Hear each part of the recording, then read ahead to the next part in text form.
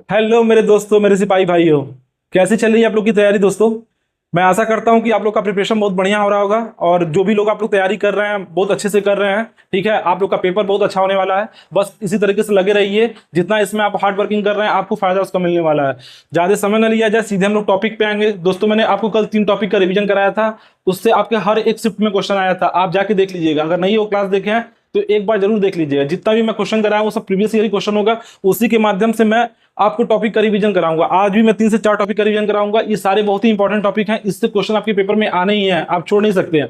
2 से 3 क्वेश्चन आए हुए आपके पेपर में है। आप देख लीजिए, 18 फरवरी के सेकंड शिफ्ट में क्वेश्चन आया, फर्स्ट शिफ्ट में भी क्वेश्चन आया था। आप देख सकते हैं कि लगातार ये क्वेश्चन पूछा गया है। किसी भी पेपर में आप कोई भी पेपर देने जाएंगे उसमें आपको कारक से क्वेश्चन देखने के लिए मिलते हैं। आज भी मैं 3 से 4 टॉपिक का रिवीजन कराऊंगा, तो आप लोग क्लास छोड़ के कतई मत जाइएगा। जो भी चीज कराऊंगा बहुत ही इंपॉर्टेंट दोस्तों, आप लोग के लिए बहुत फायदा मिलेगा। ठीक है, आप लोग क्लास कर लीजिएगा। आपका हिंदी का जितने भी क्वेश्चन बनेंगे इसके अंदर से ही आएंगे, इससे बाहर बाहर का कोई भी क्वेश्चन नहीं आएगा। ठीक है, इससे बाहर कोई भी क्वेश्चन नहीं आएगा। मैं क्वेश्चन के माध्यम से आपको कारक का पूरा रिवीजन कराऊंगा। ठीक है, इसकी विभक्ति चिन्ह क्या होते हैं इसके बारे में पूरा बताऊंगा। कैसे किसके साथ कौन सी विभक्ति चिन्ह लगती है इसके बारे में बताऊंगा। आप लोग ध्यान से देखिएगा। 10 से 15 मिनट में ये क्लास खत्म हो जाएगी। अगले उसके बाद मैं जस्ट अगला टॉपिक बताऊंगा और उसका रिवीजन कराऊंगा। तो आप लोग का इससे सीधे फायदा ये होगा कि 10 से 15 मिनट में आपको एक टॉपिक का पूरा रिवीजन हो जाएगा। तो आप ही लोग के लिए फायदा मिलेगा वो। चलिए दोस्तों, हम जल्दी से अपने टॉपिक पे आते हैं। दोस्तों, जैसा आप देख रख रहे हैं कि मैंने क्या लिख रखा है यहाँ पे। मैंने क्या लिख रखा है यहाँ पे? कारक या परसग। क्या लिखा है? कारक या परसग। इसमें सीधे सीधे पूछ सकता है। पहला क्वेश्चन ये होता है कि कारक कितने प्रकार के होते हैं।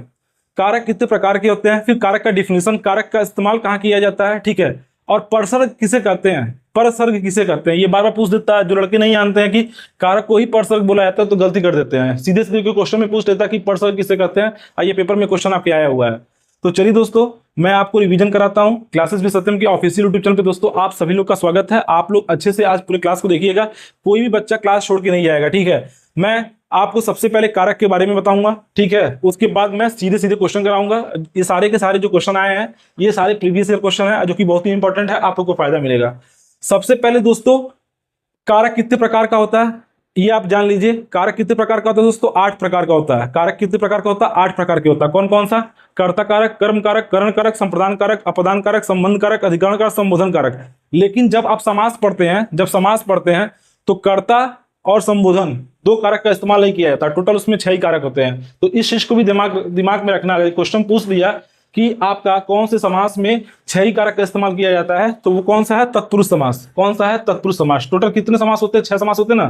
तो उसमें से तत्पुरुष समास में केवल 6 कारक का इस्तेमाल किया जाता है। कारक को ही क्या बोला जाता है दोस्तों? परसर्ग। कारक को ही क्या बोला जाता है? परसर्ग। इनकी संख्या कितनी होती है दोस्तों? 8। इनकी संख्या कितनी होती है दोस्तों? 8। अब आते हैं हम लोग कारक। दोस्तों, कारक किसे कहते हैं? कारक का काम क्या होता है दोस्तों? ये वाक्य के अंतर्गत संबंध बताने का काम करते हैं। किससे? कर्ता या किससे? सर्वनाम से। कर्ता या सर्वनाम से वाक्य के अंतर्गत अन्य शब्दों के साथ संबंध बताने का कार्य करते हैं। आप क्या बोलेंगे? वाक्य के अंतर्गत कर्ता या सर्वनाम का, संज्ञा या सर्वनाम का अन्य शब्दों के साथ संबंध बताने का कार्य करते हैं। ठीक है, अब चलिए मैं बताता हूं कौन कौन से जैसे ये कर्ता कारक है, कर्म कारक है, करण कारक है, संप्रदान कारक है, अपदान कारक है, संबंध कारक है, अधिकरण कारक है, संबोधन कारक। इसकी विभक्ति चिन्ह क्या होते हैं? यहीं से सीधे क्वेश्चन बनते हैं। आपको अगर विभक्ति चिन्ह पता है तो जो क्वेश्चन पेपर में आएगा आप उसको इजीली कर लेंगे। ठीक है, आप मिस्टेक नहीं करेंगे। अगर आपको विभक्ति चिन्ह नहीं याद है तो आप पेपर में गलती कर सकते हैं। ठीक है, अच्छा, कर्ता कारक किसे कहते हैं? कर्ता कारक किसे कहते हैं? जो कार्य करता है। तो इसकी जो विभक्ति चिन्ह होती है क्या होता है? इसकी जो विभक्ति चिन्ह होती है उसे क्या होता है? कर्ता ने। ठीक है, कर्म किसे कहते हैं? कर्म किसे करते हैं? जिसपे क्रिया का फल पड़ता हो, है तो उसे हम लोग क्या बोलते हैं? कर्म कारक। इसको कैसे दिखाते हैं? कर्म को क्या बोलते हैं? कर्म को। अच्छा, करण कारक किसे कहते हैं? जिससे क्रिया संपन्न हो, जिसके माध्यम से क्रिया संपन्न होती है उसे हम लोग क्या बोलते हैं? करण कारक। जिसके माध्यम से क्रिया संपन्न होती है उसको हम लोग क्या बोलते हैं? करण कारक। तो कर्ता ने कर्म को करण से याद रखिएगा, द्वारा याद रखिएगा। ठीक है, और क्या याद रखिएगा? के द्वारा। ठीक है, इसको भूलिएगा नहीं दोस्तों। कर्ता ने कर्म को करण से, द्वारा या के द्वारा।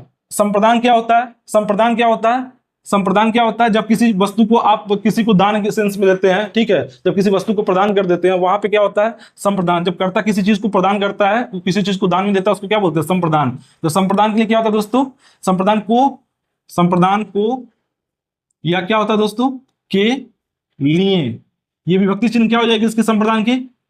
ठीक है, यहां तक सबसे पहले याद कीजिए, यहां तक सबसे पहले आप लोग याद कीजिए, बहुत ही इंपॉर्टेंट है। कर्ता ने जो काम करता है उसे कर्ता बोलते हैं। कर्म किसे बोलते हैं? जिसपे क्रिया का फल पड़ता है, जिसपे क्रिया का फल पड़ता है उसे कर्म बोलते हैं। कर्म को, क्रिया जिसके माध्यम से संपन्न होती है उसे क्या बोलते हैं? करण कारक बोलते हैं। करण का क्या कारक क्या होता है? जिसके माध्यम से क्रिया संपन्न होती है, यानी करण से, द्वारा या के द्वारा, याद रखिएगा। संप्रदान को या के लिए, सारे विभक्ति चिन्ह आपको यहां तक याद कर लेना, ठीक है। इसके बाद ये चार याद करिए, फिर इसके बाद मैं इन चार को याद कराता हूं। ये चार सबसे पहले एक बार पढ़िए आप लोग ध्यान से, इन चारों को एक बार ध्यान से पढ़िए, एकदम एक ही चीज याद होना चाहिए। कर्ता ने कर्म को करण से, द्वारा, के द्वारा, संप्रदान को या के लिए। कर्ता ने कर्म को करण से या द्वारा, के द्वारा, संप्रदान को या के लिए। कम से कम 5 बार पढ़िए, इससे मिस्टेक नहीं करना है, ठीक है। अब अपदान से क्या होता है? अपदान क्या होता है? ये क्या अलगाव की स्थिति लाता है, अलगाव की स्थिति पैदा करता है। अपदान से अलग होने में, अपदान से क्या होता है? इसमें अपदान से लगता है अलग होने की, ये अलग होने में मतलब अलगाव की स्थिति दिखाता है। इसमें कर्ता क्या करता है? कर्ता के साथ अलगाव की स्थिति दिखाता है, ठीक है, यानी अपदान से अलग होने में, ठीक है। ये चीज दिमाग में रखिएगा। से, इसमें जो विभक्ति चिन्ह क्या होता है? से होता है। संबंध क्या होता है? संबंध कारक क्या होता है? संबंध क्या? संबंध, कर्ता का संबंध, कर्ता का क्या करता है? वाक्य के अंतर्गत अन्य शब्दों के साथ संबंध बताने का कार्य करता है। संबंध कारक क्या करता है? कर्ता के अंतर्गत वाक्य में अन्य शब्दों के साथ संबंध बताने का काम करता है। तो ये क्या हो जाएगा? संबंध का, के, की, का, के, की, और क्या दोस्तों? रा, रे, री, ठीक है, रा, रे, री, ना, ने, नी, ठीक है। इसको आपको याद रखना। कर्ता ने क्या होता है? संबंध का, के, की, रा, रे, री, ना, ने, नी, इन सब चीजों को आपको याद रखना है। इन सब चीजों को आपको याद रखना है। यहां तक सबसे पहले आप याद कीजिए, कर्ता ने कर्म को करण से, द्वारा या के द्वारा, संप्रदान को या के लिए, अपदान से अलग होने में, ठीक है, अपदान से याद रखिएगा। इसका विभक्ति चिन्ह संबंध का, के, की, रा, रे, री, ना, ने, नी, ठीक है। अधिकरण क्या होता है? में, पर। किसी वस्तु का स्थिति बताने के लिए अधिकरण चिन्ह का इस्तेमाल किया जाता है। में या पर, में पर, में पर, अधिकरण में पर। असंबोधन में क्या होता है दोस्तों? हे, ओ,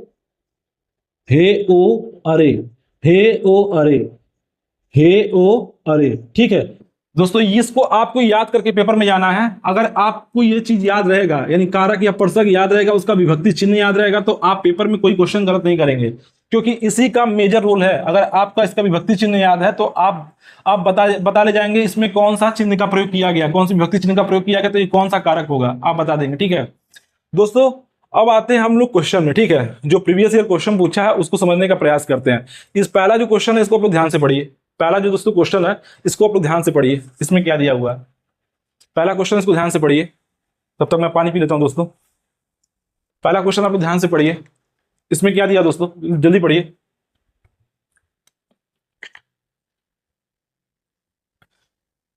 दोस्तों इसमें क्या दिया हुआ है? पहले क्वेश्चन दोस्तों क्या दिया हुआ है? इसमें दिया हुआ है कि खिड़की खुलने से प्रकाश आएगा। इस वाक्य में किस प्रकार की अशुद्धि है?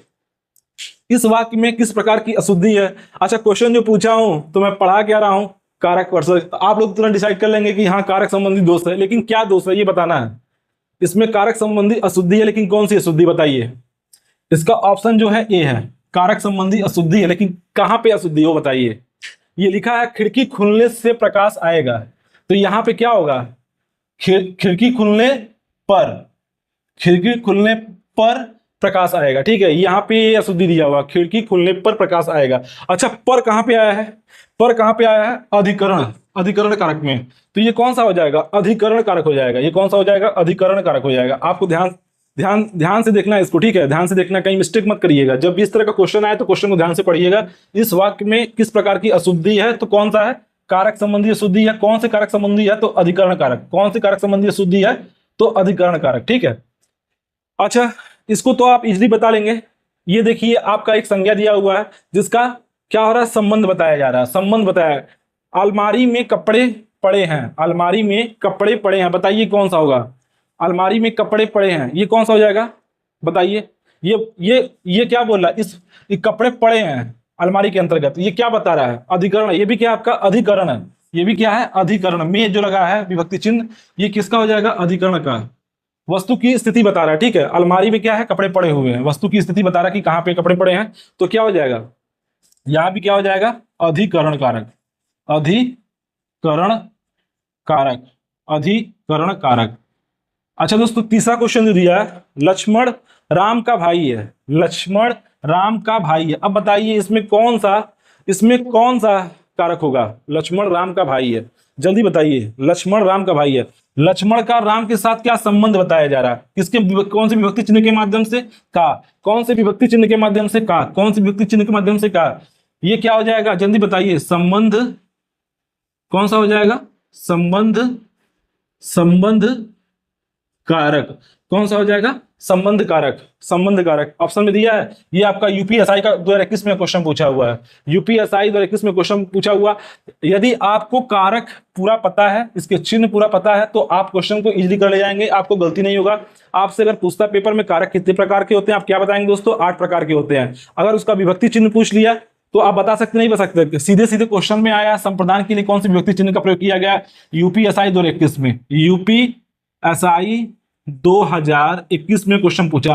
अपादान से भी पूछा है, ठीक है। फिर कर्म का भी पूछा है पेपर में, सोच लीजिए, क्योंकि कई शिफ्ट में पेपर हुआ था, तो कर्म का भी पूछा कि कर्म के लिए कौन सी विभक्ति चिन्ह का इस्तेमाल किया, संप्रदान के लिए कौन सी विभक्ति चिन्ह का इस्तेमाल किया, अपदान के लिए कौन सी विभक्ति चिन्ह का प्रयोग किया जाता है, ठीक है। और ये भी क्वेश्चन में आया कि तत्पुरुष समास में कौन कौन से कारक का इस्तेमाल नहीं किया था, कौन कौन से कारक का इस्तेमाल नहीं किया। तो कर्ता कारक और क्या होता है? संबोधन। कर्ता कारक और संबोधन दिमाग में आपको याद रखना, ठीक है। ये भूलना नहीं है, ये बहुत ही इंपॉर्टेंट है। चलिए एक बार मेरे साथ और रिवाइज कीजिए और फिर हम लोग अगले टॉपिक पे चलते हैं। एक बार और आप लोग रिवाइज कीजिए, फिर हम लोग अगले टॉपिक पे चलते हैं। और मैं जो कल 3 टॉपिक पढ़ाया था उससे मैं 2-3 क्वेश्चन पूछूंगा, देखता हूं कमेंट बॉक्स में कौन सबसे पहले उसका जवाब देता है, जो मैंने कल पढ़ाया था, ठीक है। सबसे पढ़िए आप लोग। कर्ता ने, क्या है? कर्ता ने कर्म को करण से, द्वारा या के द्वारा, करण से, द्वारा या के द्वारा, संप्रदान को या के लिए, संप्रदान को या के लिए, अपदान से अलग होने में, यानी अपदान से, संबंध का, के, की, रा, रे, री, ना, ने, नी, ठीक है। अधिकरण में पर, अधिकरण में पर, संबोधन हे ओ अरे, संबोधन हे ओ अरे, संबोधन हे ओ अरे। बस इसको आप याद रखना। मैं अभी इन सब चीजों को बढ़िया से एक बार रिवाइज कर लीजिएगा, आपका पेपर में जो भी क्वेश्चन आएगा आप इजीली कर लेंगे। अच्छा बताइए दोस्तों, बघेली जो है, बघेली कहाँ की बोली है? कौन से अपभ्रंश की बोली है? कौन से अपभ्रंश की बोली है? कल हमने आपको हिंदी का विकास क्रम, ठीक है, उसके बाद हमने उसके विभाषा और कौन सी बोलियां हैं मैं आपको पढ़ा दिया था। आप बताइए हिंदी किसके अंतर्गत आती है, कौन से अपभ्रंश के अंतर्गत आती है?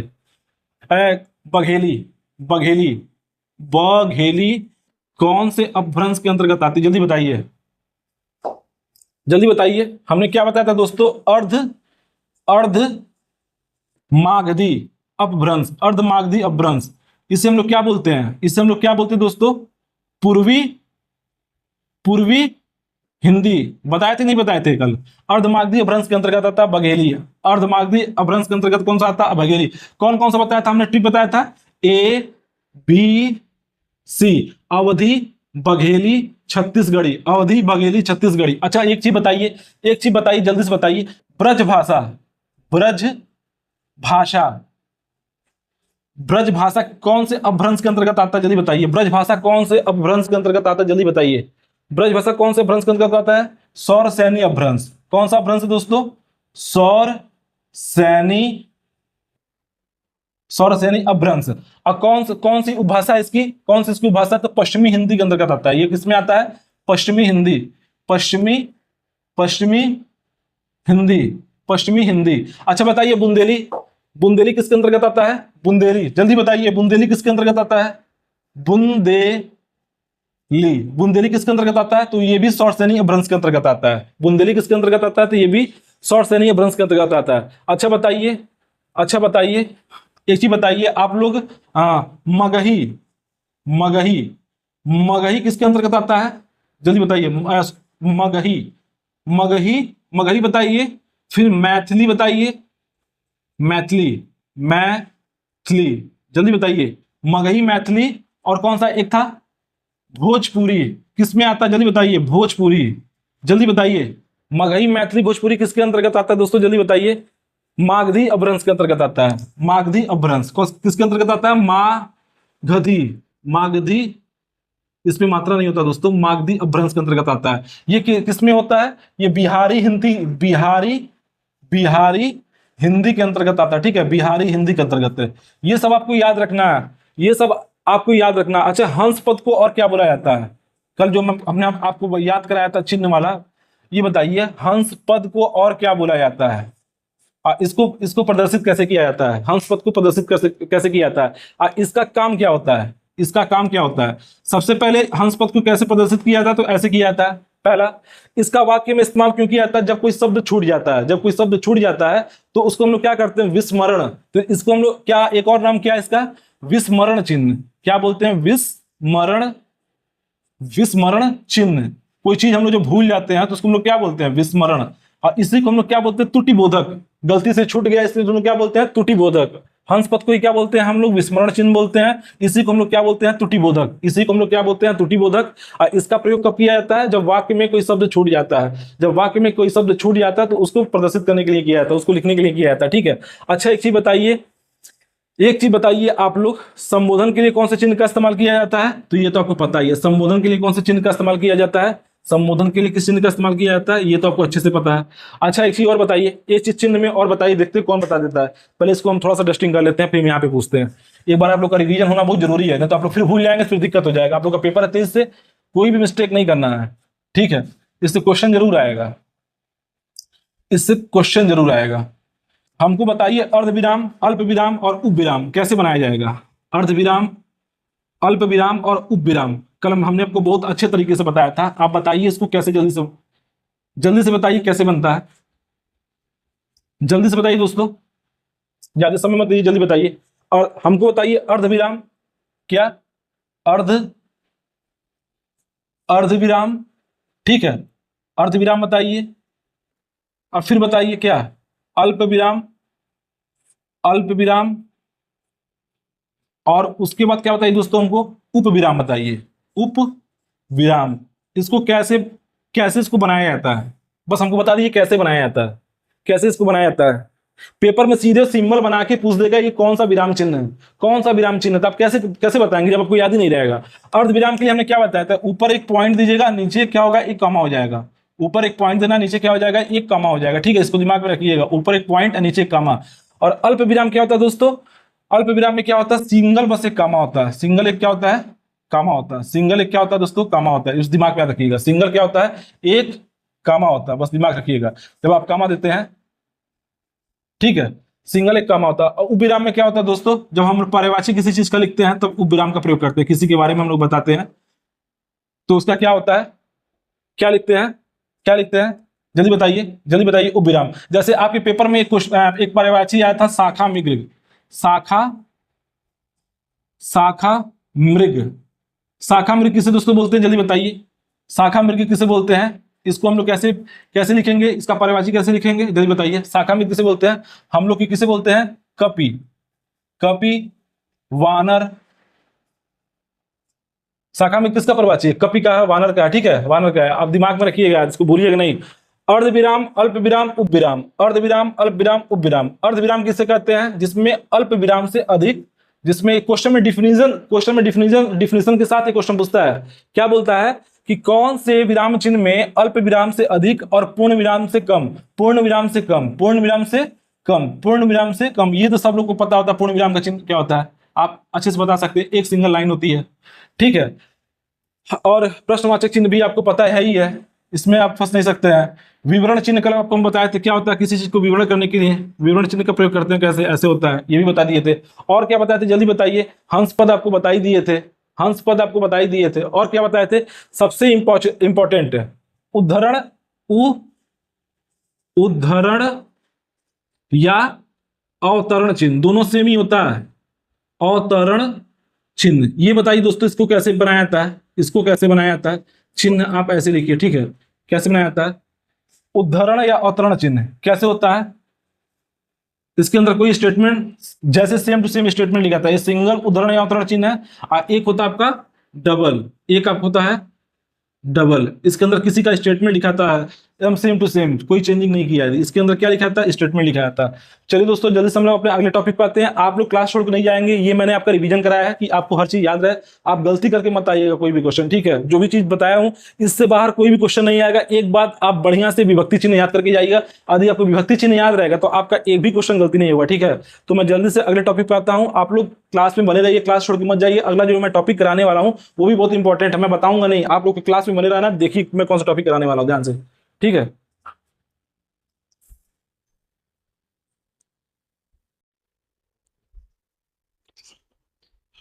ओके दोस्तों, आज का यह दूसरा टॉपिक है जो बेहद इंपॉर्टेंट है। इससे कोई भी ऐसा पेपर नहीं हुआ है जिसमें 3 से 4 क्वेश्चन नहीं पूछे। इवन 5 से 6 क्वेश्चन तक पेपर में आते हैं। आपके जितने भी पेपर होंगे कम से कम इससे 4 से 5 क्वेश्चन आएंगे। इसलिए ये चैप्टर बहुत ज्यादा आपके लिए इंपॉर्टेंट है। इसको आप छोड़ के गए तो 4 से 5 क्वेश्चन आप सही कर नहीं सकते हैं। इसको मैं आपको पूरा चैप्टर का रिवाइज करवा दूंगा यहाँ पे, ठीक है। पूरे चैप्टर का आपका रिवीजन हो जाएगा। आप ध्यान से देखिएगा, आपने नहीं पढ़ रखा ना तो यहाँ से आप जो भी क्वेश्चन आएगा आप सीधे सीधे कर सकते हैं। जो भी मैं क्वेश्चन लिखा हूं वो सारे के सारे प्रीवियस ईयर क्वेश्चन है, किसी न किसी पेपर में पूछे हैं, ठीक है। वो आपके पेपर में क्वेश्चन आ सकते हैं। तो इसलिए ये चैप्टर के माध्यम से आपसे जो भी क्वेश्चन पूछेगा, क्रिया से जो भी क्वेश्चन आएगा, तो इससे आप कंफर्म है आप गलती नहीं करेंगे। जो चीज मैं बता रहा हूं उसको बस ध्यान से सुनिएगा, क्लास छोड़ के कतई मत जाइएगा। ये जो बहुत ही इंपॉर्टेंट है, कम से कम 4 से 5 क्वेश्चन आता है, आप पेपर उठा के खुद देख लीजिए, ठीक है। तो चलिए दोस्तों, समय ज्यादा नहीं बर्बाद करते हैं, हम लोग स्टार्ट करते हैं क्रिया।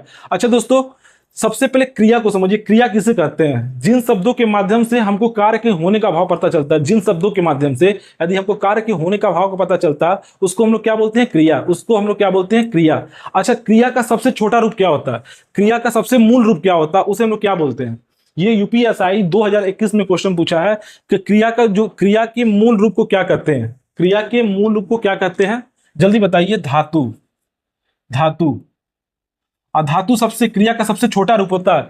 आपसे पूछ दे क्रिया का मूल रूप क्या है तो भी आपको धातु मानना है। यदि आपसे पूछ दे क्रिया का मूल रूप क्या है तो भी आपको धातु मानना है। यदि आपसे पूछ दे कि क्रिया का सबसे छोटा रूप क्या है, क्रिया का सबसे छोटा रूप क्या है, तो भी आपको धातु मानना है, ठीक है। धातु मानना है, ठीक है। जैसे पा, ठीक है। पा क्या एक धातु है? पा क्या एक धातु है? इसमें ना लग जाए, इसमें ना लग जाए तो क्या हो जाएगा? पाना। पाना क्या हो जाएगा? पाना क्या हो जाएगा? एक क्रिया हो जाएगा। जबकि पा क्या है? एक धातु है। इसमें ना लगने की वजह से क्या हो गया? जो ना प्रत्यय आ रहा है इसके लगने से क्या हो गया? यह एक शब्द बन गया जिसे हम लोग क्या बोलते हैं? क्रिया। जिसे हम लोग क्या बोलते हैं? क्रिया। जैसे जैसे आपका मान लीजिए जा, ठीक है। अगर इसमें ना लग जाए तो क्या हो जाएगा? जाना। जा ना। और ये जा क्या है? ये जा क्या? आपका धातु है। सबसे छोटा, क्रिया का सबसे छोटा रूप। क्रिया का सबसे छोटा रूप किसे क्या बोलते हैं? धातु। और इसमें ना प्रत्यय लग गया तो जाना बन गया। ये क्या बन गया? आपका एक शब्द। ये आपका क्या बन गया? एक शब्द, जिसे हम लोग क्या बोलते हैं? क्रिया। जिसे हम लोग क्या बोलते हैं? क्रिया। अच्छा दोस्तों, क्रिया का हमने आपको डिफिनेशन बता दिया, परिभाषा बता दिया, क्रिया के मूल रूप को क्या कहते हैं ये भी बता दिया। ये क्वेश्चन आपके 2017 में भी पूछा, यूपीएसआई में 2021 में भी पूछा है। अब देखिए क्या बताना आपको, क्या बताना है मुझे आपको। क्रिया का विभाजन सबसे अधिक बार पूछा गया क्वेश्चन है, सबसे अधिक बार पूछा गया क्वेश्चन है। जो मैं बता रहा हूं उसको तुम रट लीजिएगा, जो मैं बता रहा हूं उसको अच्छे तरीके से आप रट लीजिएगा। जैसे क्रिया का विभाजन 2 तरीकों से किया गया। पहला, कर्म रचना बनावट। ये बहुत ज्यादा इंपॉर्टेंट है। कर्म रचना और बनावट। कर्म रचना और बनावट के आधार पर क्रिया कितने प्रकार की होती है? अकर्मक क्रिया और सकर्मक क्रिया। बहुत लड़के कंफ्यूज होते हैं कि अकर्मक क्रिया किसे कहते हैं, सकर्मक क्रिया कहते हैं। अगर आज तक आपका कंफर्म नहीं हुआ है तो मैं जो आज बताऊंगा आप कभी भूलेंगे नहीं, आप कभी भी भूलेंगे नहीं। आप ध्यान से देखिएगा, अकर्मक क्रिया किसे कहते हैं, सकर्मक क्रिया किसे कहते हैं, आपको ध्यान से देखना है, ठीक है। दूसरा, प्रयोग के आधार पे क्रियाएं कितने प्रकार की होती है? तो 5 प्रकार की होती हैं। प्रेरणार्थक क्रिया, संयुक्त क्रिया, नाम धातु क्रिया, पूर्वकालिक क्रिया और सामान्य क्रिया। सामान्य क्रिया, प्रेरणार्थक क्रिया, संयुक्त क्रिया, नाम धातु क्रिया, पूर्वकालिक क्रिया और क्या दोस्तों? और बताइए सामान्य क्रिया। और क्या होता है? सामान्य क्रिया। अब मैं आपको एक एक क्रिया के बारे में आपको मैं बहुत अच्छे तरीके से बताऊंगा। आप दिमाग खोल के बैठिएगा, क्लास छोड़ के कतई मत जाइएगा। आपको एक चीज यही याद हो जाएगा। इससे जितने भी क्वेश्चन आएंगे आप पक्का करके आएंगे, भूलेंगे नहीं, मैं पक्का बता रहा हूं। आप पक्का सही करके आएंगे, आप ध्यान दीजिएगा। चलिए दोस्तों, मैं आपको बताता हूं कर्म रचना और बनावट के आधार पे अकर्मक क्रिया। अच्छा, अकर्मक देख रहे हैं, इसी में इस शब्द में ही इस क्रिया का पूरा भाव छिपा हुआ। अकर्मक मतलब क्या? अ प्लस कर्म, इसको तोड़ दीजिए। अ प्लस कर्म। अ का मतलब क्या होता है? न, या न का भाव दे रहा है। न कर्म, अर्थात ऐसी क्रिया, ऐसा ऐसा वाक्य जिसमें क्या हो, कर्म ना हो, जिसमें कर्म ना हो, तो उसे हम लोग क्या बोलेंगे, ऐसा वाक्य हो जिसमें कर्म ना हो, ऐसी क्रिया, ऐसा वाक्य हो जिसमें कर्म ना हो, उसमें उसको हम लोग क्या बोलेंगे, उसको हम लोग क्या बोलेंगे, अकर्मक, अकर्मक, ठीक है, अकर्मक। अब कोई दिक्कत हो रहा है आपसे, अकर्मक आप पहचान जाएंगे, नहीं पहचान जाएंगे? जैसे देखिए, आपको ये देखना है कि कौन सा ऐसा सेंटेंस है, कौन सा ऐसा वाक्य है जिसमें कर्म नहीं है। अगर कर्म नहीं है तो हम लोग क्या बोलेंगे, अकर्मक। सीधे सिंपल डिफिनेशन है कि यदि कर्म नहीं है, यदि वाक्य में कर्म नहीं है तो हम बोलेंगे अकर्मक। यदि वाक्य में क्या नहीं है, कर्म नहीं है, तो हम लोग क्या बोलेंगे, अकर्मक। चलिए क्वेश्चन देखिए, यहां देखिए बोला कि पंछी, जो पक्षी है, ये पक्षी है, ये उड़ रहे हैं, पक्षी जो है ये उड़ रहे हैं। अच्छा देखिए, क्रिया का फल क्या हो रहा है, जो क्रिया का फल है, जो उड़ रहे हैं, क्रिया का जो फल हो रहा है वो सीधे कर्ता पे पड़ रहा है, कर्म कहीं है, क्रिया का फल सीधे कर्ता पे पड़ रहा है, इसलिए क्या हो जाएगा, ये अकर्मक हो जाएगा। कहीं भी यहाँ कर्म है, कहीं भी यहाँ कर्म है, तो यहाँ ये क्या हो जाएगा, क्या हो जाएगा, अकर्मक क्रिया, अकर्मक क्रिया, क्योंकि क्रिया का फल सीधे किस पे पड़ रहा है, कर्ता पे पड़ रहा है। जब भी क्रिया का फल कर्म पे पड़ता है, जब भी क्रिया का फल कर्म में पड़ता है तो उसे हम बोलते हैं सकर्मक क्रिया। अभी मैं सकर्मक क्रिया बताता हूं, पहले इस चीज को आप समझ लीजिए। आप वाक्य के अंतर्गत ये देखेंगे कि इसमें कर्म है या नहीं है, ठीक है। यदि उसको कैसे चेक कर सकते हैं, देखेंगे क्रिया का फल किस पे पड़ रहा है। यदि कर्ता पे पड़ रहा है सीधे, तो समझ जाइए वो क्या है, वो क्या है, अकर्मक क्रिया। यदि कर्ता पे पड़ रहा है तो इसलिए समझ जाइए क्या, अकर्मक क्रिया, ठीक है। जैसे रेलगाड़ी चल रही है, रेलगाड़ी चल रही है, अब देखिए चलना किस पे फर्क पड़ रहा है, रेलगाड़ी पे पड़ रहा है सीधे, यानी ये क्या है, आपका करता है, तो क्या हो जाएगा, ये अकर्मक क्रिया हो जाएगी। यहां तक हमको लगता है आपको अच्छे से समझ में आ गया होगा। आप एक एक चीज आपके दिमाग में है, एक बार फिर देख लीजिए। क्रिया का विभाजन कैसे हुआ दोस्तों, कर्म, रचना, बनावट के आधार पर दो प्रकार की क्रियाएं होती है, एक होता अकर्मक क्रिया, एक होता सकर्मक क्रिया। आपसे जब भी बोलेगा कर्म, रचना, बनावट के आधार पर, बोलेंगे दो प्रकार की क्रियाएं होती है, बस दो प्रकार की। कौन कौन सा, अकर्मक क्रिया और सकर्मक क्रिया, ठीक है। अब आते हैं दोस्तों हम लोग सकर्मक क्रिया पे, अब आते हैं हम लोग सकर्मक क्रिया पे। अच्छा, सकर्मक क्रिया कैसे पता कर सकते हैं, कैसे पता कर सकते हैं कि ये सकर्मक क्रिया है, ठीक है। आप क्या कीजिएगा, आप क्या कीजिएगा, उस वाक्य में क्या, उस वाक्य में क्या, उस वाक्य में किसे, और उस वाक्य में क्या किसका, यह शब्द लगा के क्वेश्चन पूछिएगा, यह शब्द लगा के क्वेश्चन पूछिएगा। यदि आपको उसका आंसर मिल जाता है, यदि आपको उसका आंसर मिल जाता है, उत्तर मिल जाता है, तो वो आपका क्या हो जाएगा, सकर्मक क्रिया, वो आपका क्या हो जाएगा, सकर्मक क्रिया।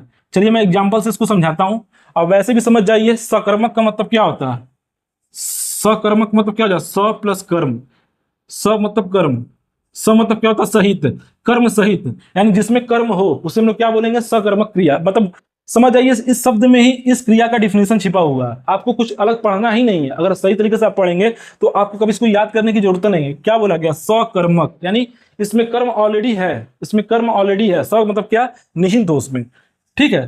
तो क्या हो जाएगा, क्या किसे किसका आप लगा के क्वेश्चन पूछेंगे, क्या किसे किसका लगा के क्वेश्चन पूछेंगे, तो आपको यदि आपको उत्तर मिल जाता है तो समझ जाइएगा वो क्या, आपका सकर्मक क्रिया। जैसे भंवरा, क्या लिखा, भंवरा फूलों का रस पीता है। अच्छा क्वेश्चन पूछिए, भंवरा, भंवरा किसका रस पीता है, तो किसका रस पीता है, फूलों का रस पीता है, तो क्या हो जाएगा, सकर्मक। अब सीधे देखिए, फूलों का रस पीता है, यानी यानी ये जो रस पीता है, रस पीता किसका रस पीता है, फूलों का रस पीता है। यानी देखिए क्रिया का फल किस पे पड़ रहा है, क्रिया का फल किस पे पड़ रहा है, कर्ता पे, कर्म पे पड़ रहा है। क्रिया का फल किस पे पड़ रहा है, कर्म पे पड़ रहा है, तो क्या हो जाएगा, सकर्मक क्रिया हो जाएगा। दोनों तरीका देख लीजिए, या तो आप इससे कर लीजिए, नहीं तो आप इससे देख लीजिए, क्रिया से देख लीजिए। क्रिया का फल किस पे पड़ा, कर्म पे पड़ा, तो क्या हो जाएगा, सकर्मक क्रिया, सकर्मक क्रिया। राम खाना खाता, अच्छा राम क्या खाता है, आप क्या पूछेंगे, राम क्या खाता है, राम क्या खाता है, तो आप बोलेंगे खाना खाता है। राम खाना खाता है, ये दोनों क्वेश्चन पेपर में आपके आए हुए हैं, दोनों क्वेश्चन पेपर में आए हैं, ठीक है। ये भी आपके यूपीएसआई का क्वेश्चन है, मैंने सीधे क्वेश्चन, जो भी मैं क्वेश्चन लिखा हूं वो किसी न किसी पेपर में आया है, ठीक है। हम कंप्लीट आपको रिवीजन करा रहे हैं यहाँ पे, आपको सीधे आपको फायदा मिले पेपर में, ठीक है। आप कोई भी क्वेश्चन गलत करके ना आए। तो यहां तक आपको समझ में आएगा नहीं दोस्तों, सकर्मक अकर्मक क्रिया आएगा तो आप बता लेंगे नहीं। अब आपको लगता है कि आप गलत करेंगे, सकर्मक कहीं पूछ दे, अकर्मक कहीं पूछ दे, तो आप कहीं गलती करेंगे, कतई गलती मत करिएगा पेपर में, ठीक है। अच्छा दोस्तों, चलिए हम आते हैं अब सबसे इंपॉर्टेंट जो है, सबसे इंपॉर्टेंट ये टॉपिक है आपका, सबसे इंपॉर्टेंट टॉपिक आपका ये है, जो प्रयोग के आधार पर क्रियाओं को बांटा गया 5 प्रकार। प्रयोग के आधार पर क्रियाओं को कितने कितने पार्ट में बांटा गया, 5 प्रकार में, ठीक है। एक होता है प्रेरणार्थक क्रिया, एक होता है संयुक्त क्रिया, एक होता है नामधातु क्रिया, एक होता है पूर्वकालिक क्रिया, और एक होता है क्या, सामान्य क्रिया। एक क्या होता है, सामान्य क्रिया, ठीक है। एक होता है सामान्य क्रिया। अच्छा दोस्तों, प्रेरणार्थक क्रिया किसे कहते हैं, प्रेरणार्थक क्रिया किसे कहते हैं, जब कर्ता स्वयं न काम करके, ठीक है, दिमाग में रखिए, जब कर्ता स्वयं न काम करके किसी और के द्वारा काम करवाता है तो क्या होता है, किसी और के द्वारा काम करवाता है तो उसे हम लोग क्या बोलते हैं? प्रेरणार्थक क्रिया। उसे हम लोग क्या बोलते हैं? प्रेरणार्थक क्रिया। अच्छा, प्रेरणार्थक क्रिया भी क्या कितने प्रकार की होती है दोस्तों? 2 प्रकार की होती है। जो प्रेरणार्थक क्रिया होती है वो कितने प्रकार की होती है दोस्तों? 2 प्रकार की होती है। आप लोग ध्यान से देखिएगा। कैसे उसका पता लगेगा कि ये क्रियाएं कौन कौन सी होती हैं, तो उसको भी मैं बताता हूँ। आप लोग ध्यान से देखिएगा। प्रेरणार्थक क्रिया आप समझ गए? नहीं समझ गए? जब कर्ता स्वयं न काम करके किसी और के माध्यम से काम करवाता है उसे हम बोलते हैं प्रेरणार्थक क्रिया। प्रेरणार्थक क्रिया 2 प्रकार की होती है। प्रेरणार्थक क्रिया 2 प्रकार की होती है। पहला जो प्रकार है वो क्या है? प्रथम प्रेरणार्थक क्रिया। प्रथम प्रेरणार्थक क्रिया। दूसरा प्रकार क्या होता है? द्वितीय प्रेरणार्थक क्रिया। द्वितीय प्रेरणार्थक क्रिया। यदि शब्द में आना लगा है तो समझ जाइएगा प्रथम प्रेरणार्थक क्रिया है। यदि यदि शब्द में वाना लगा, वाना, वाना, ये वो है, वाना लगा है, तो द्वितीय प्रेरणार्थक क्रिया। अच्छा, जैसे देखिए गिरना क्या है? ये मूल धातु है, ठीक है। गिरना क्या है? एक मूल धातु है, ठीक है। गिरना क्या है? एक मूल धातु है। अब देखिए अगर इसमें प्रथम प्रेरणार्थक क्रिया है तो क्या हो जाएगा? गी रा ना, इसमें आना प्रत्यय लग जाएगा तो क्या? गिराना। अब मान लीजिए द्वितीय प्रेरणार्थक क्रिया हो जाएगा तो क्या हो जाएगा? द्वितीय प्रेरणार्थक क्रिया हो तो क्या हो जाएगा? गिरवाना। क्या हो जाएगा? गिर वाना। अब बताइए, अब पेपर में कोई क्वेश्चन आएगा तो आप गलत करेंगे। प्रथम प्रेरणार्थक क्रिया, अच्छा द्वितीय प्रेरणार्थक क्रिया कौन कौन सी है? आप गलती कर सकते हैं। आना दिखे तो प्रथम प्रेरणार्थक, वाना दिखे तो द्वितीय प्रेरणार्थक क्रिया है। अच्छा मान लीजिए चलना, चलना क्या आपका मूल धातु है, तो क्या हो जाएगा? क्या हो जाएगा? चलाना, ठीक है। प्रथम प्रेरणार्थक क्रिया हो जाएगा। और दूसरा क्या हो जाएगा? चल वा ना। दोस्तों मैं आपको बता रहा हूं, इतना अच्छे तरीके से मैं आपको जो बता रहा हूं आपके दिमाग में एकदम फिक्स हो जाएगा। बस एक बार इसको देख लीजिएगा, इसका स्क्रीनशॉट ले लीजिएगा। ये समझिए आपके पूरे क्रिया का रिवीजन हो रहा है। इतने से छोटे पार्ट में पूरी क्रिया का रिवीजन हो रहा है। अब 15 से 20 मिनट में आपको पूरा रिवीजन हो जाएगा। इससे जो भी क्वेश्चन आएगा आप 4 से 5 क्वेश्चन सही करके आएंगे, गलत नहीं करेंगे। अभी मैं करा दूंगा, आप प्रीवियस ईयर जितने भी क्वेश्चन आएंगे एक बार उसको जरूर देखिएगा। सारे के सारे क्वेश्चन आप कर लेंगे, आप कोई क्वेश्चन गलत नहीं करेंगे। तो इसको बस ध्यान से देखिए, जो मैं डिफिनेशन बता रहा हूं उसको दिमाग में अच्छे से रखिएगा। जब भी प्रेरणार्थक क्रिया की बात करता है तो प्रेरणार्थक क्रिया किसे कहते हैं? जब कर्ता स्वयं न काम करके दूसरे के माध्यम से काम करवाता है तो उसे हम लोग क्या बोलते हैं? प्रेरणार्थक क्रिया। उसे हम लोग क्या बोलते हैं? प्रेरणार्थक क्रिया, ठीक है। यहां तक दोस्तों आपको अच्छे से आ चुका होगा जहां तक हमको लगता है, इसमें आप भूलेंगे नहीं। दूसरा आपका है संयुक्त क्रिया। दूसरा दोस्तों क्या है? संयुक्त क्रिया। यह भी बहुत इंपॉर्टेंट है, संयुक्त क्रिया। 2 या 2 से अधिक क्रियाएं जब भी एक साथ दिखें, 2 या 2 से क्रियाएं एक साथ में संलग्न आसपास चिपके हुए दिखें, 2 या 2 से अधिक क्रियाएं एक साथ दिखें तो उसे हम लोग क्या बोलते हैं? संयुक्त क्रिया। उसे हम लोग क्या बोलते हैं? संयुक्त क्रिया। जैसे जैसे देखिए, वह खाना खा चुका है, ठीक है। वह खा चुका है, वह खा चुका है। ये देखिए, ये भी क्रिया है और ये भी क्रिया है। तो क्या है? दोनों आसपास हैं तो क्या हो जाएगा? खा चुका। वह खाना, वह खा चुका है तो क्या हो जाएगा? ये क्या हो जाएगा? संयुक्त क्रिया, खा चुका है, ठीक है। खा चुका है, ठीक है। दिमाग में रखिएगा, एकदम एकदम ईजी है। संयुक्त क्रिया जब भी बोला है 2 या 2 से अधिक क्रियाएं आपस में एक साथ हो तो क्या हो जाएगा? खा चुका है। 2 क्रियाएं नहीं, खा चुका है। अच्छा, नाम धातु क्रिया। नाम धातु क्रिया, इसको एकदम अच्छे से दिमाग में रखिएगा। संज्ञा सर्वनाम और विशेषण से बनने वाली, संज्ञा सर्वनाम विशेषण से बनने वाली क्रियाओं को हम लोग क्या बोलते हैं? नाम धातु क्रिया। नाम धातु क्रिया। किसी भी नाम के आगे, किसी भी नाम के आगे अगर उसमें धातु जब ये लग जाता है तो क्या बोलते हैं? नाम धातु क्रिया, ठीक है। ये भी बहुत इंपॉर्टेंट क्वेश्चन है। ये भी बहुत इंपॉर्टेंट क्वेश्चन है, ठीक है। जैसे मान लीजिए टहलना, टहलना बहुत ही लाभदायक प्रक्रिया है। टहलना बहुत ही लाभदायक प्रक्रिया, तो टहलना क्या संज्ञा के स्थान पे आ रहा है तो क्या हो जाएगा? नाम धातु क्रिया हो जाएगा। जबकि है क्रिया, टहलना क्या है? ऐसे तो ये संज्ञा क्या काम कर रहा है, लेकिन टहलना एक लाभदायक प्रक्रिया है, क्रिया है। चल, टहलना एक लाभदायक क्रिया है तो क्या हो जाएगा? आप दिमाग में रखेंगे संज्ञा हो जाएगा, मतलब ये संज्ञा से बनना है तो क्या हो जाएगा? नाम धातु क्रिया हो जाएगा। बस दिमाग में रखिएगा, संज्ञा सर्वनाम या विशेषण से जब कोई क्रिया बनती है तो सब लोग क्या बोलते हैं? नाम धातु क्रिया बोलते हैं। जब भी कोई क्वेश्चन आएगा आपको समझ में आ जाएगा क्या बोल रहा है। बस ये डिफिनेशन दिमाग में रखिएगा। जब भी संज्ञा सर्वनाम विशेषण से बनेगा तो आप क्या बोलेंगे? नाम धातु क्रिया। अच्छा, क्रिया होता क्या दोस्तों? क्रिया क्या होता है? ये भी विकारी शब्द है, विकारी शब्द है। ये भी दिमाग में रहेगा। संज्ञा सर्वनाम विशेषण क्रिया विशेषण, ये सब क्या है? ये सब क्या है दोस्तों? विकारी शब्द है, विकारी शब्द है। संज्ञा सर्वनाम विशेषण सब ये क्या है? विशेषण, ये सब क्या है? विकारी। इसको दिमाग में रखिएगा, ये पूछ देता है विकारी, ठीक है। अच्छा, जैसे अव्यय क्या होता है? अव्यय, अव्यय हम लोग लिखते हैं ना, ये क्या है? अविकारी। इसमें कुछ भी चेंजिंग नहीं हो सकता। अविकारी, अविकारी दिमाग में रखिएगा। उसी तरह संज्ञा सर्वनाम विशेषण क्रिया विशेषण सब क्या है? विकारी है। इसमें लिंग कारक वचन की वजह से इसमें चेंजिंग आती है, इसमें बदलाव आ जाता है, इसलिए हम लोग क्या बोलते हैं? इसे विकारी शब्द बोलते हैं। यहां तक दोस्तों आपको समझ में आया नहीं आया? आप संयुक्त क्रिया हो चुका, नाम धातु क्रिया पढ़ चुके, प्रेरणार्थक क्रिया पढ़ चुके। अब आपका है पूर्वकालिक क्रिया। जब कोई एक क्रिया समाप्त होने के बाद दूसरी क्रिया तुरंत स्टार्ट हो जाए, कोई एक क्रिया समाप्त हो और दूसरी क्रिया तुरंत स्टार्ट हो जाए तो उसे हम लोग क्या बोलते हैं, पूर्वकालिक क्रिया। क्या बोलते हैं, पूर्वकालिक क्रिया। मतलब कोई क्रिया खत्म हो और जस्ट तुरंत उसके बाद कोई और दूसरी क्रिया स्टार्ट हो जाए तो उसे हम लोग क्या बोलेंगे, पूर्वकालिक क्रिया। जैसे दोस्तों देखिए, बहुत इंपॉर्टेंट है, बच्चा दूध पीकर सो गया। पहले क्या किया, बच्चा क्या किया, दूध पी लिया। पहले दूध पी लिया, उसके बाद क्या हुआ, सो गया। तो ये पीकर क्या हो जाएगा, पूर्वकालिक क्रिया। पहले दूध पीने का काम हुआ, उसके बाद सो गया, तो क्या हो जाएगा बताइए। भूलेंगे, इतना अच्छा आपको बता रहा हूं, ये सब भूलने वाली कोई चीज है? पता नहीं कैसे आप लोग भूल जाते हैं, एकदम छोटी छोटी चीजें हैं, 2-3 बार बस पढ़ लीजिए, दिमाग में आप एकदम फिक्स हो जाएगा। पूर्वकालिक क्रिया एकदम इजी है, समझिए। क्या, बच्चा दूध पीकर सो गया, इसमें क्या कुछ कुछ अलग से कुछ समझना है क्या, इसमें कोई साइंस वाइंस है क्या आपको जो नहीं समझ में आ रहा है? सीधे देखिए क्या है, पूर्वकालिक क्रिया है। पूर्वकालिक क्रिया, बच्चा दूध पीकर सो गया, यानी पीने का काम पहले हो गया फिर सो गया, तो क्या हो जाएगा, पूर्वकालिक क्रिया। क्या हो जाएगा दोस्तों, पूर्व पूर्वकालिक पूर्वकालिक क्रिया। क्या हो जाएगा दोस्तों, पूर्वकालिक क्रिया। इसको दिमाग में याद एकदम रखिएगा, भूलिएगा नहीं दोस्तों, बहुत इंपॉर्टेंट है। इससे क्वेश्चन बहुत बार आता है और प्रश्नार्थक क्रिया से तो हर बार क्वेश्चन आपको देखने को मिलता है, आप पेपर में देखे होंगे, ठीक है। अच्छा दोस्तों, ये देखिए, ये क्या है आपका सामान्य क्रिया। सामान्य क्रिया में क्या है, सिंपल एक क्रिया आ जाएगा तो आपका सामान्य क्रिया हो जाएगा। जब वाक्य में एक ही क्रिया, देखिए जब वाक्य में एक ही क्रिया का प्रयोग है तो उसे हम सामान्य क्रिया बोलते हैं। जैसे आप आए, वह गया, वह सो गया, मतलब इस तरह का जो क्वेश्चन बने तो उसमें आपको क्या देखना है, वो आपका सामान्य क्रिया हो जाएगा। चलिए दोस्तों, एक बार मैं आपको मोटा मोटी फिर सभी चीजों का रिवीजन कराता हूं। आपको अच्छे से याद रखना है, जब भी क्रिया का विभाजन होगा तो 2 तरीके से होगा। एक रचना बनावट, रचना कर्म रचना और बनावट के आधार पे होता है, और दूसरा आपका किस पे होता है, जल्दी बताइए। दूसरा आपका किस पे होता है, प्रयोग के आधार पर, ठीक है। रचना, कर्म रचना बनावट के आधार पर 2 प्रकार की क्रियाएं होती हैं, अकर्मक क्रिया, सकर्मक क्रिया। अच्छा, अकर्मक क्रिया किसे कहते हैं, जिसमें कर्म ना हो, जिसमें कर्म ना हो। और सकर्मक क्रिया किसे कहते हैं, जिसमें कर्म हो। अकर्मक मतलब जिसमें क्रिया का फल सीधे कर्ता पे पड़े, जिसमें क्रिया का फल सीधे कर्ता पे पड़े उसे हम लोग क्या बोलते हैं, अकर्मक क्रिया।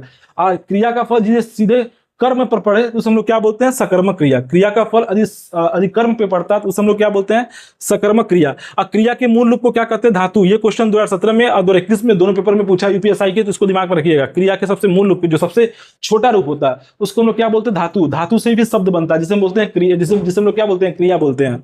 जैसे आपका पा है, पा क्या आपका धातु है, ठीक है। पा दोस्तों क्या आपका धातु, इसमें ना लग गया प्रत्यय क्या, पाना, ये आपका क्या हो गया, शब्द बन गया जिसे बोलते हैं क्रिया, ठीक है। जैसे जा क्या है, एक धातु है, इसमें ना लग गया जाना बन गया, तो ये क्या हो जाएगा, ये क्या हो जाएगा दोस्तों, क्रिया हो जाएगा, ठीक है। अच्छा, आप अकर्मक क्रिया पढ़ चुके, सकर्मक क्रिया पढ़ चुके, अब क्या है, प्रयोग के आधार पर पढ़ लीजिए। प्रयार्थक क्रिया, संयुक्त क्रिया, नामधातु क्रिया और पूर्वकालिक क्रिया, ठीक है। प्रयार्थक क्रिया हमने आपको क्या बताया, जब कर्ता स्वयं ना काम करके अपने माध्यम से दूसरे किसी से काम करवाता है तो उसे हम लोग क्या बोलते हैं, प्रेरणार्थक क्रिया। उसे हम लोग क्या बोलते हैं दोस्तों, प्रेरणार्थक क्रिया। संयुक्त क्रिया क्या बोलते हैं, जब 2 क्रियाएं एक साथ दिखे, जब 2 क्रियाएं एक साथ दिखे तो वहां पे क्या हो जाएगा, संयुक्त क्रिया। नाम धातु क्रिया किसे कहते हैं, संज्ञा सर्वनाम विशेषण से बनने वाली क्रियाओं को हम लोग क्या बोलते हैं, नाम धातु क्रिया। अब पूर्वकालिक क्रिया क्या होता है दोस्तों, जैसे बच्चा दूध पीकर सो गया, इस डिफिनेशन इस सेंटेंस को आप याद रखिएगा, इससे आपको हमेशा याद रहेगा। दूध पीकर सो गया, पीने का काम पहले हो गया फिर बाद में सो रहा है, तो पीकर क्या हो जाएगा, पूर्वकालिक क्रिया हो जाएगा, ठीक है। सामान्य क्रिया जिसमें एक क्रिया दिखे उसको आप लोग क्या बोलेंगे, सामान्य क्रिया। अब ये क्वेश्चन है, इसको ध्यान से पढ़िए, बताइए इसका आंसर क्या होगा, इसका आंसर क्या होगा, जल्दी बताइए आप लोग। माँ ने पिता से सामान मंगवाया, सामान मंगवाया, बताइए कौन सी क्रिया है, कौन सी क्रिया है, इसको समझ सकते नहीं समझ सकते।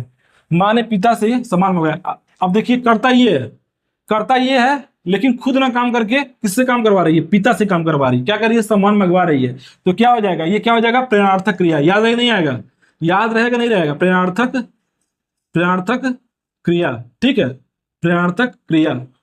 दोस्तों याद रहेगा नहीं रहेगा, जल्दी बताइए। अब ये देखिए, मोहन पिताजी को पत्र लिख रहा है।